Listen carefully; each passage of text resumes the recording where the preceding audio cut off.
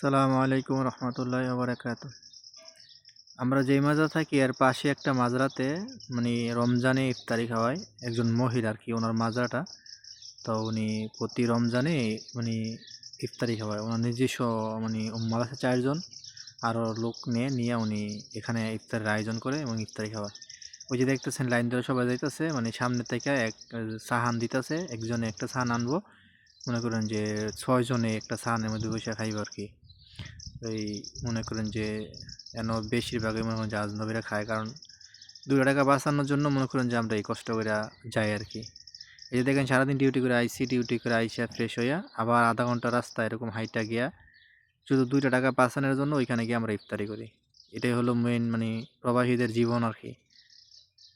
হয়তো দেশের মানুষ এগুলা ভাবতে পারবো না। এই দেখেন একজনে একটা থান এসা আনতাছে, একটা টেবিলে একটা প্লেটে আপনার 5 থেকে 6 জন বইব আর কি। এই দেখেন একটা সাহান একদম রেপিং করা থাকে, এবং একটা করে ঠান্ডা, একটা করে খেজুর সবারে দেয় আর কি।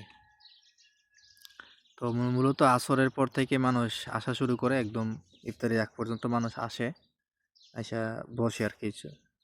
যেই জায়গায় লোক দরকার লাগে এই জায়গায় লোক দেখা টেকা যারা দায়িত্বে আছে এরা দেয়, বসায়, যেখানে শর্ট থাকে না লোক দিয়ে বসায় দেয়, এইসব জায়গায় গ্যাপ থাকে আর কি। তো লম্বা লাইন সিরিয়াল ধরে জায়গা ইফতারি সাহানের প্লেট লইতে হয় আর কি। একটা জায়গার মধ্যে করেন যে আপনি 3 জন 4 জন বসে আর একজন যায় আর কি, লাইনে গিয়ে দাঁড়ায় ওইখান থেকে সাহান আনে আর কি। কারণ এতগুলো তো আর মনে করেন যে হেরা দেওয়া সম্ভব না, হেরা এমনিতে 7-8 জন লোক কাজ করে। তো এই হলো মূলত ভিডিও। তো যারা এরকম ভিডিও দেখতেছেন অবশ্যই আমার চ্যানেলে সাবস্ক্রাইব করে রাখবেন, ফেসবুক পেজে ফলো দিয়ে রাখবেন, এবং নতুন নতুন ভিডিও পেতে অবশ্যই আমার সাথে থাকবেন। দেখা হবে আপনাদের সাথে নতুন ভিডিওতে। সে পর্যন্ত সবাই ভালো থাকবেন। আল্লাহ হাফেজ। আসসালামু আলাইকুম রহমতুল্লাহি ওয়া বারাকাতুহু।